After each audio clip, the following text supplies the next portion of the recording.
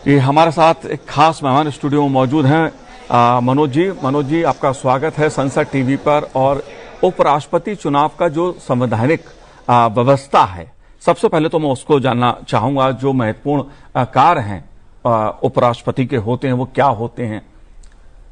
देखिए मनोज जी, ये एक मतलब इंडियन कॉन्स्टिट्यूशन को अगर हम देखें कि वो तो भारत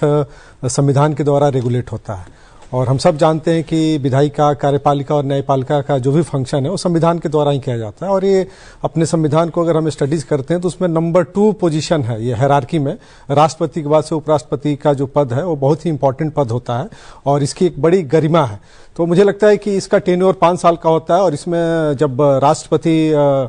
किसी कारणवश से चले जाते हैं या उनका त्यागपत्र हो जाता है तो उस समय भी राष्ट्रपति की भूमिका में उपराष्ट्रपति आ जाते हैं। और ये संवैधानिक प्रक्रिया, और हमारे जो कॉन्स्टिट्यूशन मेकर्स थे इन्होंने बड़े ही, चूंकि भारत की जो विविधता है, जिस तरीके से इसका जो वोटिंग पैटर्न है उसको ध्यान में रख के लोकसभा और राज्यसभा के सदस्य इसमें किस तरीके से पार्टिसिपेट करते हैं, तो इन सारी चीजों को ध्यान में रख के इस पद का सृजन किया गया था। और आज मुझे लगता है कि ये 15वीं उपराष्ट्रपति का चुनाव हो रहा है, और जिसमें आज का ये दिन मतलब भारतीय लोकतंत्र के लिए और खास करके संवैधानिक प्रक्रिया को सुचारू रूप से चलाने के लिए एक बहुत ही इंपॉर्टेंट और मैसेज देने वाला है। क्योंकि हम सब जानते हैं कि विश्व के जितने देश हैं वो हर जगह पे किसी न किसी तरीके के तंत्र चलता है, लेकिन भारत का जो तंत्र है वो संवैधानिक व्यवस्था है। कि जो इसके पहले के जो उपराष्ट्रपति थे जिन्होंने अपने स्वास्थ्य कारणों से जो रिजाइन दिया, तो उसके बाद से ये चुनाव होना 60 दिन के अंदर में चुनाव कराना था, और उसके विद इन टाइम फ्रेमवर्क में इसको कराया जा रहा है। जी बिल्कुल मनोज जी, अगर बात मैं कार्य की करूं, जो उपराष्ट्रपति होते हैं उनका एक महत्वपूर्ण काम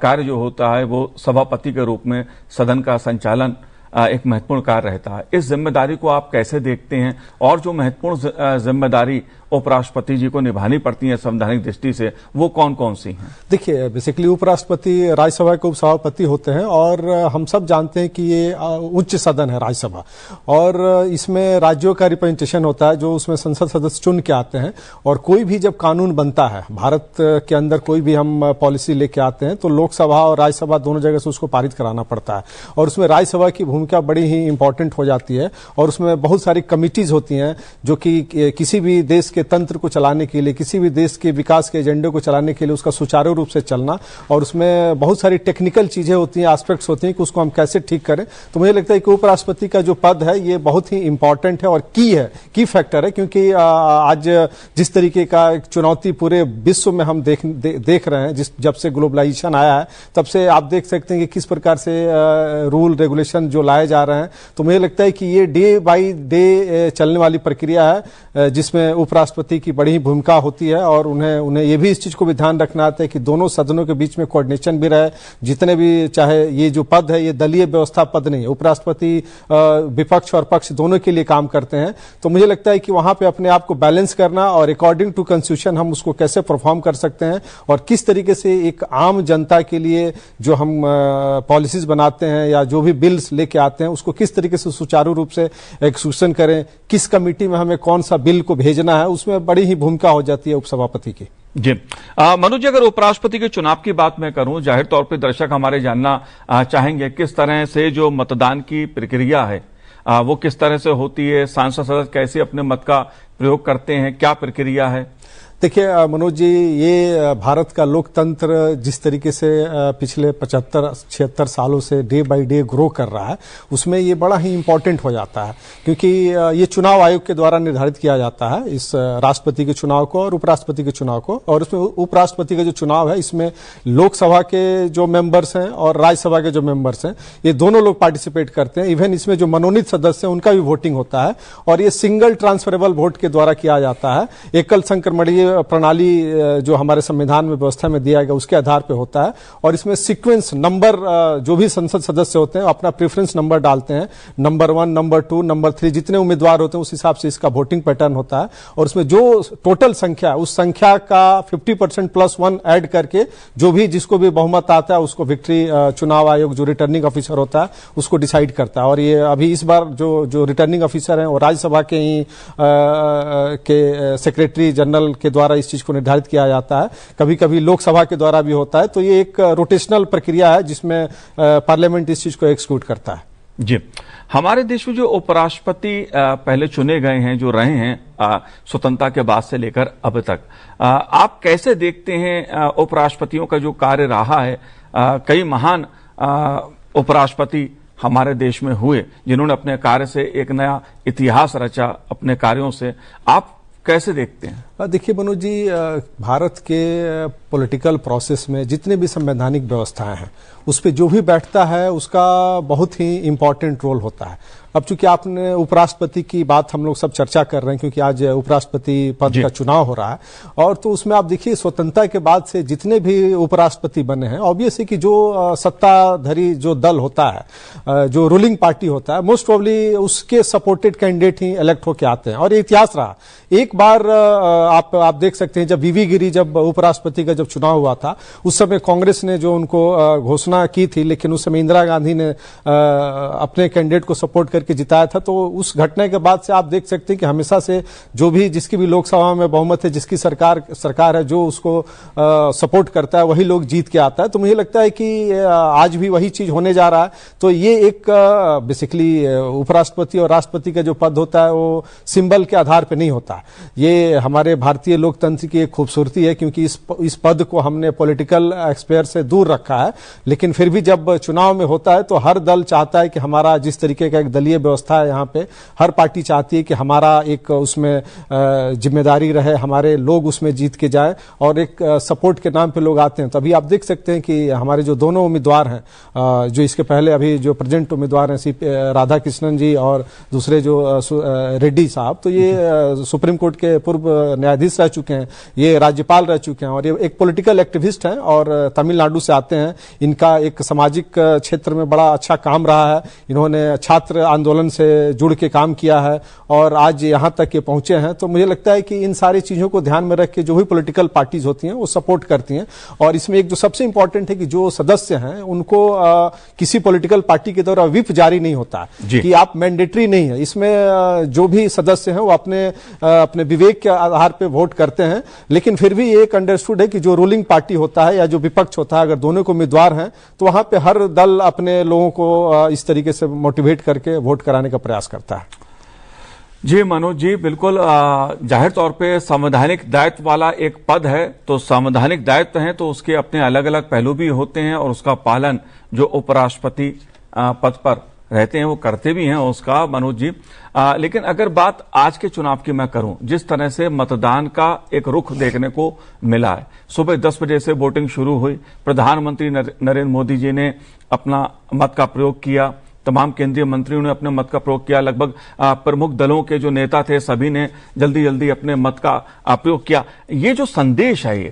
ये संदेश क्या कहता है? देखिए मनोज जी, ये चुनाव तो बेसिकली अब अगर आप देखें तो इसके पहले देश के यशस्वी प्रधानमंत्री नरेंद्र मोदी जी ने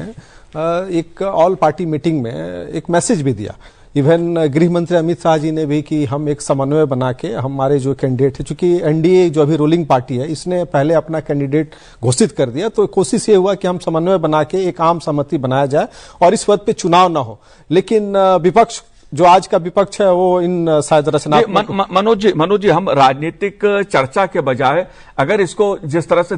देखा जाए कि जैसे आपने प्रधानमंत्री नरेंद्र मोदी जी की चर्चा की, आपने अपने मत का प्रयोग सबसे पहले करते हैं कि मत को लेकर के अपना वोट डालें, उसके प्रति जो उत्साह होता है वो कोई भी चुनाव हो, किसी भी तरह का चुनाव हो, उसमें वो देखने को मिलता है। एक कहीं ना कहीं ये मतदान के प्रति एक ये संदेश भी है, लोगों को भी होता है। माननीय सांसद सदस्य हैं, अपने मत के प्रति जागरूक हैं, वो करते ही हैं, लेकिन आम जनता भी कहीं ना कहीं जागरूक हो, एक ना प्रेरणा मिलती है इससे। इस पहलू को आप कैसे देखते हैं? देखिए मनोज जी, लोकतंत्र का ये जो मतदाता और मतदान करने की जो प्रक्रिया है बहुत ही इंपॉर्टेंट एस्पेक्ट्स होता है, क्योंकि अगर हम लोकतंत्र को मजबूत करना है तो हमें मतदान करना पड़ेगा। और देश के यशस्वी प्रधानमंत्री जी जिस प्रकार से हर चुनाव हो, चाहे मतलब उपराष्ट्रपति का चुनाव हो, जैसा आपने बताया कि सबसे पहले आके वोटिंग करना, इवन कोई भी चुनाव होता है, चाहे विधानसभा का चुनाव हो, लोकसभा का चुनाव हो, तो हमेशा से मतदाताओं को अपील करते हैं और एक अपने आप को आइडल के रूप में प्रस्तुत करते हैं कि अगर इस देश के लोकतंत्र को बचाना है, अगर लोकतंत्र को मजबूत करना है तो उसमें participation is very important for every stage, चाहे वो लोकसभा का हो या विधानसभा का हो या राष्ट्रपति का हो या उपराष्ट्रपति का हो। तो बेसिकली देश के प्रधानमंत्री और एक पॉपुलर लीडर, एक मास लीडर हैं, जिस तरीके से 11 सालों से इस देश का नेतृत्व कर रहे हैं और जिस तरीके से डे बाई डे जनता के बीच में उनका जो पेनिट्रेशन बढ़ते जा रहा है, इसके पीछे कहीं ना कहीं ये चीज है कि जो आम जनता इस चीज को देखती है और एक रिफ्लेक्शन के तरीके से देखता है कि अगर हम लोकतंत्र को मजबूत करना है तो हमें अपना मतदान करना चाहिए, हर लेवल पे करना चाहिए, और उसी को ध्यान में रख के वो सबसे पहले वोटिंग करते हैं। और जो हमारे संसद सदस्य हैं, ऑब्वियस है कि उस चीज को सारे लोग देखते हैं कि जब हमारे इस देश का नेता, जब हमारे देश के प्रधानमंत्री इस तरीके से जागरूक कर रहे हैं, आप देखिए चुनाव के पहले उनका संदेश भी आता है, वो पहले बोलते हैं कि पहले मतदान फिर जलपान का भी इस तरीके से पब्लिक बहुत जगह पे हर चुनाव में इस तरीके की चीजें निकल के आती है। तो मुझे लगता है कि लोकतंत्र को मजबूती के लिए मतदाता का अपने मत का प्रयोग करना सबसे इंपॉर्टेंट वर्क होता है, क्योंकि ये हमेशा नहीं होता। ये एक चुनाव आयोग के द्वारा निर्धारित समय होता है, निर्धारित उसका एक टाइम होता है, उसमें आके लोग इस चीज को वोटिंग को अपना एक्सरसाइज करता है और अपना मैंडेट देता है। जाहिर तौर पे जब माननीय सांसद सदस्यों को, जनप्रतिनिधियों को आम जनता इस उत्साह के साथ वोट डालते हुए देखती है, अपने मत के प्रति जागरूक होते देखती है, भले वो किसी भी दल के हों, राजनीति अलग चीज है, लेकिन लोकतंत्र में जैसा आपने कहा मत का प्रयोग वो अपने में बहुत महत्वपूर्ण है। किसी भी स्तर का, पंचायत का चुनाव हो या बात आम चुनाव की हो या उपराष्ट्रपति चुनाव की बात हो, अपने में एक महत्वपूर्ण भूमिका निभाता है मत का प्रयोग, और ये संदेश देता है जनप्रतिनिधियों का उत्साह आम जनता को भी, और ये दिखाता है कि भारत के लोकतंत्र की जड़ें कितनी गहरी हैं, कि हर चीज चुनाव से, मतलब एक तरह लोकतांत्रिक जो संसदीय प्रक्रिया है हमारे देश की, उसकी कहीं ना कहीं एक मजबूती को भी दिखाता है ये। बिल्कुल बिल्कुल, देखिए इसका सबसे जो इंपॉर्टेंट रीजन है कि भारत में लोकतंत्र की जड़ें इतनी मजबूत हैं, क्योंकि अगर आप घर में भी कोई डिसीजन लेते हैं तो एक सहमति बना के किसी चीज का हम डिसीजन लेते हैं, तो आप समझ सकते हैं कि बेसिकली एक प्रयोगशाला है भारत लोकतंत्र का। और विश्व में आप देखिए तो सबसे बड़ा लोकतंत्र है, पॉपुलेशन वाइज भी हम आज वर्ल्ड में सबसे नंबर 1 पोजीशन पे हैं। तो इन सब सारी चीजों को ध्यान में रखते हुए, क्योंकि आज के डेट में जिस तरीके के एक विश्व राजनीति का जो एक धुरी हम देख रहे हैं कि हमारे नेबर कंट्रीज में किस तरीके से लोकतंत्र का एक मजाक बनाया जा रहा है और उसमें भारत जिस तरीके से इमर्स कर रहा है, तो मुझे लगता है कि ये उसी का एग्जाम्पल है कि हम हर चुनाव को किस तरीके से सीरियसली लेते हैं। और ये जो चुनाव है बेसिकली इनडायरेक्ट इलेक्शन होता है। बाकी जो चुनाव में लोकसभा सदस्य हों या एमएलए हों या पंचायत की आपने जो बात की, तो इसमें डायरेक्ट जनता वोट करती है, लेकिन ये उपराष्ट्रपति के चुनाव में और प्रेसिडेंट के चुनाव में इनडायरेक्ट इलेक्शन होता है, जो इलेक्टेड चुने हुए प्रतिनिधि है वो वोट करते हैं। तो ये कहीं ना कहीं, क्योंकि आज कोई भी जब सांसद जीत के आता है तो उसका जो कंस्टिट्यूएंसी का जो डेमोग्राफी है वो करीब 15 लाख 17 लाख वोटर्स होते हैं, और 5 लाख 6 लाख 7 लाख 8 लाख वोट लेके जीतते हैं। और जब वो लोग, जब उनके नेता यहाँ पे जब वोट करते हैं तो जनता के बीच में भी एक मैसेज आता है कि लोकतंत्र में हमारे जो वॉइस को, जो हमने जिस रिप्रेजेंटेटिव को जिता के भेजा है वो जाके वहां पे संसद में वोटिंग कर रहा है।